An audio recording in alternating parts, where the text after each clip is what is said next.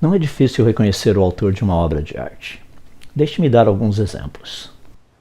Leonardo da Vinci foi um artista italiano nascido em 1452. Dentre as suas pinturas mais famosas estão A Última Ceia e a Mona Lisa. Ele foi uma das figuras mais importantes da Renascença. Esses outros quadros famosos foram pintados por um outro artista italiano, Michelangelo Merisi, conhecido por Caravaggio.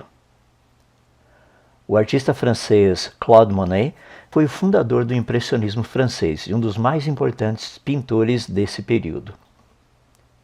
Os quadros do pintor holandês Vincent van Gogh, nascido em 1853, são bem conhecidos. Seu estilo é inconfundível. Esses quadros foram pintados por Pablo Picasso. Esses aqui foram pintados por Romero Brito, um artista brasileiro. E esses quadros são da artista Sarah Lorenc, uma das expressões da nova geração de artistas brasileiros. Cada um desses artistas desenvolveu um estilo peculiar, como traços utilizados, a precisão ou o exagero nas formas ou até mesmo o grau de abstração, o tipo de tinta, as cores e os tons, o uso da luz e dos contrastes e o tipo de material da tela utilizado, só para citar alguns. Uma pessoa que estuda arte aprende sobre esses detalhes e muitos outros. Assim, um quadro não assinado pode ser estudado e a sua autoria determinado pelas características nele encontradas. Temos muitos exemplos disso na história da arte. Descobrir o autor de uma obra que não foi assinada é fascinante. E nos dias atuais, técnicas e o conhecimento científico têm sido fundamentais nesse processo. Mas tudo começa com as peculiaridades do autor expostas na sua obra de arte. Por ser um físico, eu estou totalmente convencido que a natureza foi criada. No entanto, seria a natureza uma obra de arte que traz em si mesma características específicas do seu autor? Se ela fosse simplesmente fruto do acaso, a resposta seria óbvia. Ela não poderia ser uma obra de arte e muito menos exibiria padrões peculiares de um suposto criador. Principalmente porque a aleatoriedade não produz padrões. Para o pessoal da matemática, eu não vou entrar aqui na discussão do caos, dos fractais, ou conjunto de Mandelbrot, ou atrator de Lorentz e coisas assim, tá? Por enquanto, voltemos para uma obra de arte não assinada e o processo para descobrir o seu autor.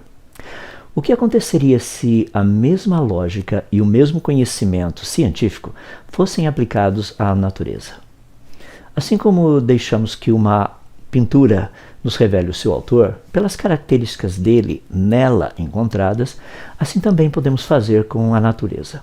Em outras palavras, se deixarmos que a natureza nos mostre o que nela está, certamente iremos encontrar alguns padrões específicos, peculiares, apontando para o autor. Lembrem-se que estamos tratando de características básicas que a natureza possui. Então vamos lá. Deixe-me começar pelo que já descobrimos até agora na natureza. Seria coerente começarmos com o tempo, que é uma unidade básica medida em anos, meses, semanas, dias, horas, minutos e segundos. No entanto, a característica principal do tempo é tríplice: passado, presente e futuro. 3 em 1. O próximo seria o espaço, que também é uma unidade básica medida em milímetros, centímetros, metros, quilômetros, anos-luz. Ele também tem uma característica tríplice: altura, largura, profundidade. 3 em 1. A base da matéria, os átomos, também tem essa característica tríplice. Eles são formados por prótons, nêutrons e elétrons. 3 em 1. Os prótons, por sua vez, também possuem essa mesma característica tríplice: 3 quarks, 2 up quarks e 1 down quark, 3 em 1. Os nêutrons igualmente possuem essa mesma característica tríplice: 3 quarks, 2 down quarks, 1 up quark, 3 em 1. As partículas subatômicas com carga elétrica, os leptons, são 3: elétrons, muons e taus, 3 em 1. As partículas subatômicas sem carga elétrica, os neutrinos, também são 3: o elétron neutrino, o muon neutrino e o tau neutrino, 3 em 1. Na física, uma carga elétrica pode ser positiva, neutra ou negativa, 3 em 1. Os 3 campos fundamentais conhecidos pela física são gravitacional, elétrico e magnético, 3 em 1. Para que o universo exista, são necessários tempo, espaço e matéria, 3 em 1. Lembrem-se que Einstein demonstrou que matéria e energia são intercambiáveis. O planeta Terra oferece um ambiente perfeito para a vida. Solo, água e ar, 3 em 1.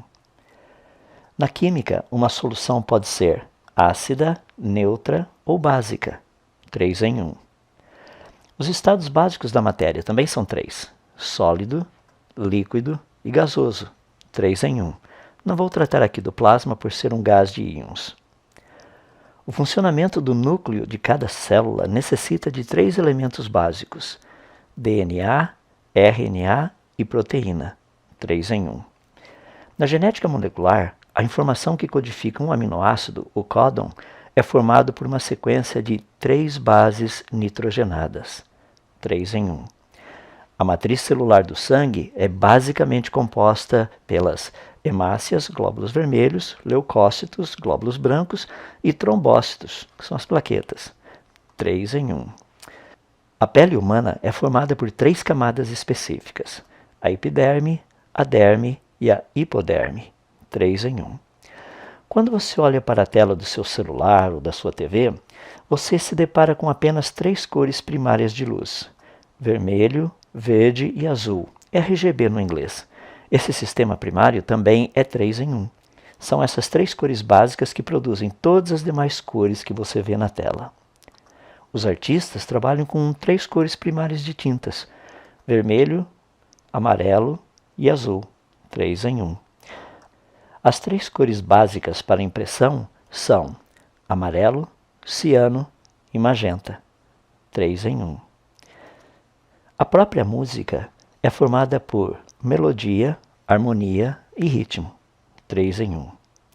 E para que um sistema mecânico seja espontaneamente estável, ele necessita de apenas 3 suportes, 3 em 1. Esses são apenas alguns exemplos. Existem muitos outros. Como explicar esse padrão 3 em 1 encontrado na natureza? Perceba que esse padrão não foi criado pela ciência, ele foi descoberto pela ciência. Essa característica peculiar 3 em 1 aponta para alguma coisa. Matematicamente falando, a probabilidade de processos aleatórios terem produzido algo assim é tecnicamente 0. Isso é o que a ciência consegue mostrar. E eu poderia parar aqui, mas isso não seria justo. Deixe-me explicar o porquê usando uma pergunta.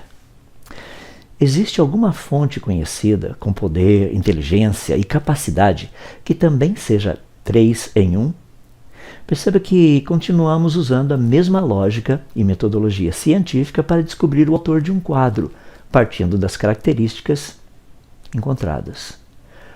Não existe em nenhuma filosofia ou religião conhecida a proposta de um ser que seja igual ao Deus revelado na Bíblia. Ele é o único e por uma simples razão. Somente ele se revela como um único Deus, mas em 3 pessoas: o Pai, o Filho Jesus Cristo e o Espírito Santo, 3 em 1. Algumas pessoas têm me dito que um Deus assim não faz sentido. Eles geralmente me perguntam o seguinte: se o Pai é Deus, se o Filho é Deus, se o Espírito Santo é Deus, também Deus, como ele pode ser um Deus? São 3, não são? Vou responder com a minha ilustração predileta: o triângulo. Um triângulo é uma figura geométrica que possui 3 lados. O triângulo é uma unidade. Embora ele tenha 3 lados, cada lado é único. Um lado sozinho não é triângulo. Para que um lado seja triângulo, ele tem que estar conectado aos outros 2. Por exemplo, o lado inferior sozinho seria triângulo? Não, seria apenas um segmento de reta. E o lado direito sozinho seria um triângulo? Não, ele também seria apenas um segmento de reta. E o lado esquerdo sozinho seria um triângulo? Obviamente não, ele também não passaria de um segmento de reta.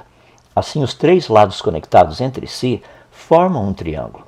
Perceba que onde os lados se conectam, não é possível distinguir onde um termina e onde o outro começa.